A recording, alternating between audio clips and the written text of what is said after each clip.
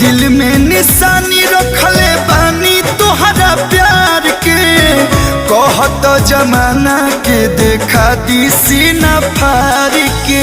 केहू पागल कही केहू आशिकाना कही, आज हम कहतानी कल जमाना कही। अरे तू भले केहू और के हो जा, लेकिन हमके लोग तहरे दीवाना कही। दिल में निशानी रखले बानी तोहरा प्यार के, कहत जमाना के देखा दी सीना फार के। आज तोहर फोटो बा हो, आज तोहर फोटो बा करे जहवा में टांगल।